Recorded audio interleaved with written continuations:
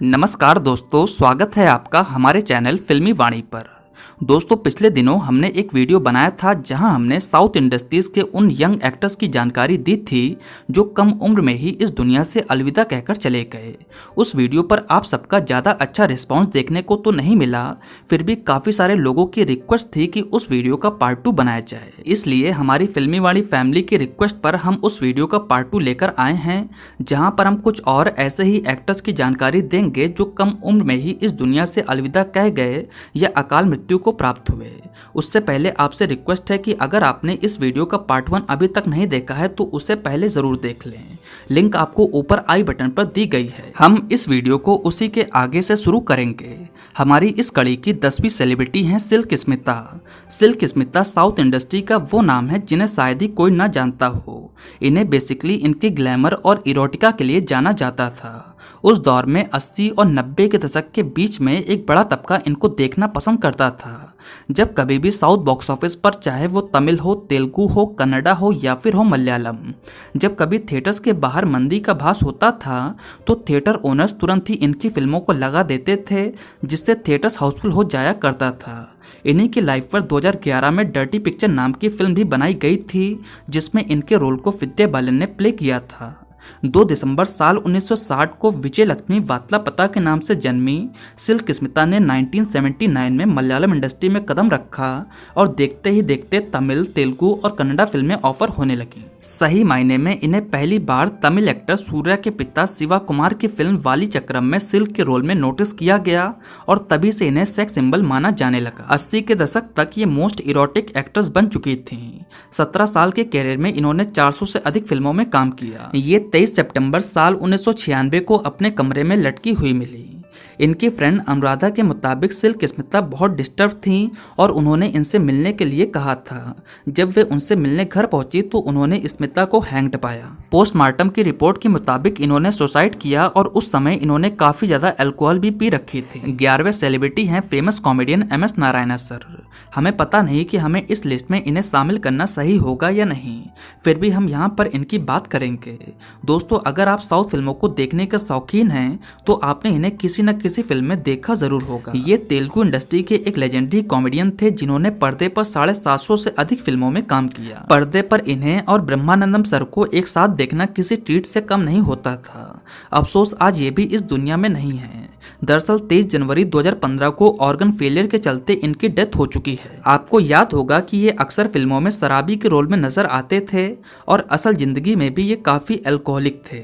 इसी के चलते इनके ऑर्गन फेल हो गए और 63 साल की उम्र में हैदराबाद में इनका निधन हुआ। 12वें नंबर पर हम बात करेंगे एक्टर स्तंभ चरण की। दोस्तों, हर इंडस्ट्री में कोई ना कोई ऐसा स्टार जरूर होता है जिसे वन मूवी वंडर कहते हैं, जो एक फिल्म में काम करके ही गायब हो जाता है। ऐसे ही एक तेलुगु एक्टर थे स्तंभ मूवी के हीरो चरण। फिल्म के हीरो थे चरण और फिल्म में लीड एक्ट्रेस के तौर पर श्रिया शरण नजर आई थी। फिल्म रिलीज हुई और ये फिल्म सुपर डुपर हिट रही। फिल्म से चरण एक प्रॉमिसिंग एक्टर बनकर उभरे, साथ ही साथ श्रिया शरण को भी कई फिल्मों में कास्ट किया गया। लेकिन इसके बाद चरण ने खुद को वेरियस रीजन के चलते फिल्मों से दूर कर लिया। कम उम्र में ही कैंसर के चलते एक्टर चरण की डेथ हो चुकी है और इनके पीछे इनकी बीवी और एक बेटी अकेली रह गईं। 13वें नंबर पर हम बात करेंगे शंकर नाग सर की। दोस्तों, शंकर नाग सर कन्नड़ा इंडस्ट्री के एक मशहूर एक्टर, डायरेक्टर, प्रोड्यूसर और स्क्रीन राइटर थे। साथ ही साथ ये जाने माने कन्नड़ा एक्टर अनंत नाग सर के छोटे भाई थे। इन्होंने अपने कैरियर की शुरुआत साल 1978 की मराठी फिल्म सर्वा साक्षी से शुरू करी थी। इसके बाद इन्होंने ओंडा नडू कला डल्ली के नाम से कन्नड़ा फिल्म में अपना डेब्यू किया और यहीं से इनको क्रिटिकली और कमर्शियली सफलता मिल गई। इसके बाद इनकी सीता रामू, ऑटो राजा और प्रीति मधु जैसी फिल्में खूब चली। इन्हें इनके एक्शन के चलते काफी ज्यादा पसंद किया जाने लगा और इनको उस समय लोग कराटे किंग भी कहते थे। यहाँ गौर करने वाली बात थी कि इन्होंने कभी कराटे सीखा भी नहीं था। इन्होंने खुद को कभी स्पेसिफिक रोल, जॉनर या आइडियोलॉजी में बनने नहीं दिया। धीरे धीरे ये राइटिंग, डायरेक्शन और प्रोडक्शन में भी उतर गए। इन्होंने उस दौरान 22 जून 1897 नाम की मराठी फिल्म की कहानी लिखी, जिसे उस समय नेशनल अवार्ड से नवाजा गया। साल 1980 में इन्होंने मिंचिना ओटा जैसी कन्नड़ा फिल्म से अपना डायरेक्टोरियल डेब्यू किया और फिल्म को कर्नाटक स्टेट अवार्ड मिला। शंकर नाग सर अपने समय के एक टॉप एक्टर और डायरेक्टर बन चुके थे और उस समय इनको ह्यूज स्टारडम देखने को मिला। 10 साल के करियर में इन्होंने 100 फिल्मों में काम किया। 30 सितंबर साल 1990 को ये जोकरम स्वामी फिल्म के प्री प्रोडक्शन के लिए देवगिरी जा रहे थे। तभी रास्ते में अनागोड़ू विलेज के पास इनकी कार क्रैश हो गई और शंकर नाग सर की मौके पर ही मौत हो गई। लगभग 35 साल की उम्र में शंकर नाग सर इस दुनिया से अलविदा कहकर चले गए और ये कन्नड़ा इंडस्ट्री के लिए एक बहुत बड़ी क्षति थी। 14वें नंबर पर हम बात करेंगे यशो सागर की। दोस्तों, साल 2008 में एक तेलुगु फिल्म आई थी जिसका नाम था उल्लासमा उत्साहगमा, जहां फिल्म के हीरो थे यशो सागर और फिल्म की लीड एक्ट्रेस थी स्नेहा उल्लाल। इसके अलावा इस फिल्म में ब्रह्मानंदम सर और सुनील जैसे कई एक्टर्स भी थे। ये एक रोमांटिक कॉमेडी फिल्म थी और इस फिल्म से यशो सागर ने अपना डेब्यू किया था। वहीं लकी और अयान जैसी फिल्मों में फ्लॉप होने के बाद स्नेहा उल्लाल ने तेलुगु बॉक्स ऑफिस पर इस फिल्म के जरिए अपना डेब्यू किया। फिल्म ने तेलुगु बॉक्स ऑफिस पर धूम मचा दिया। फिल्म के सारे ही गाने चार्ट बस्टर थे। फिल्म को क्रिटिकली और कमर्शियली खूब सराहा गया और ये फिल्म तेलुगु बॉक्स ऑफिस पर ब्लॉकबस्टर रही। इवन फिल्म को तमिल और मलयालम में डब करके रिलीज किया गया और कन्नड़ा में इस फिल्म का रीमेक बना। यहीं से यशो सागर टॉक ऑफ द टाउन बन चुके थे।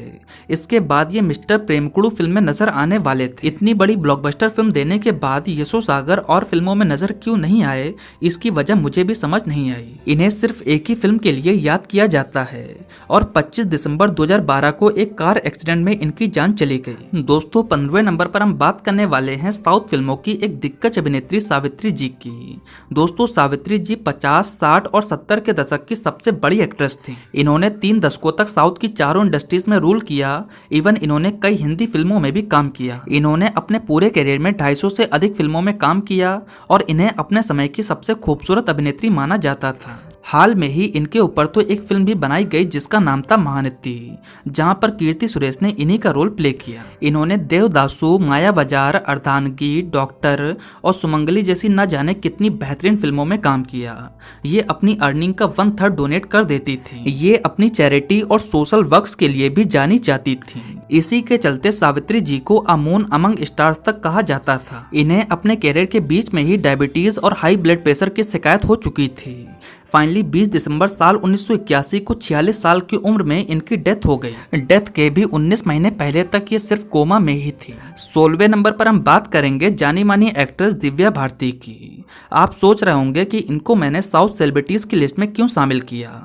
दरअसल हिंदी फिल्मों में काम करने से पहले ये तमिल और तेलुगु की 4-5 फिल्मों में काम कर चुकी थी। इन्होंने टोटल 21 फिल्मों में काम किया, जिसमें 7-8 फिल्में इनकी साउथ की थी और ये साउथ की ही एक प्रोमिनेंट एक्टर थी। इन्होंने निल्ला पेन्नई फिल्म से अपना डेब्यू किया और इनकी परफॉर्मेंस के चलते इन्हें खूब अप्रिशिएट किया गया। इसके बाद ये वेंकटेश के साथ बोबली राजा, मोहन बाबू के साथ असेंबली राउडी और चिरंजीवी सर के साथ राउडी अल्लूड़ू जैसी फिल्मों में नजर आई और ये सारी ही फिल्में सुपर डुपर हिट रहीं। बस यहीं से दिव्या भारती एक सेंसेशनल स्टार बन गईं और इन्हें हिंदी फिल्मों में भी काम मिलने लगा। विश्वात्मा फिल्म से इन्होंने अपना बॉलीवुड में भी डेब्यू कर लिया। इन्होंने लगातार हिंदी और तेलुगु फिल्मों में काम करना जारी रखा। बलवान, गीत, रंग और दीवाना जैसी फिल्मों में काम करके ये एक पॉपुलर एक्ट्रेस बन चुकी थी। 5 अप्रैल साल 1993 को अपनी बिल्डिंग की 5वीं फ्लोर से गिरने की वजह से इनकी मौत हुई। इनकी डेथ को लेकर अभी भी मिस्ट्री बनी हुई है और काफी सारे लोगों को ये एक प्लान मर्डर लगता है। महज 19 साल की उम्र में बेहद ही खूबसूरत अभिनेत्री दिव्या भारती इस दुनिया से चली गई। 17वें नंबर पर हम जिस एक्टर की बात करने वाले हैं उनको आपने हाल में ही नोटिस किया होगा। असुरन फिल्म ने साउथ से लेकर नॉर्थ तक हर जगह अपना इम्पैक्ट डाला।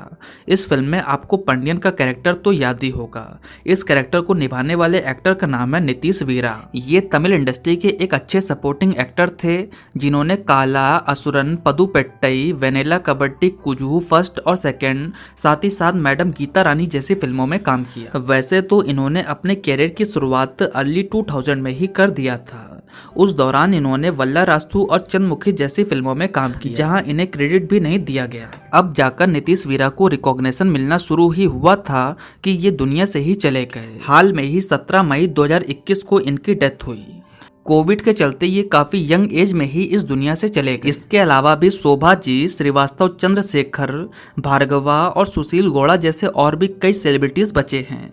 अगर आपको इस वीडियो का पार्ट 3 भी देखना है तो नीचे कमेंट सेक्शन में जरूर बताएं। साथ ही साथ आपको हमारा ये वीडियो कैसा लगा आप नीचे कमेंट सेक्शन में बता सकते हैं।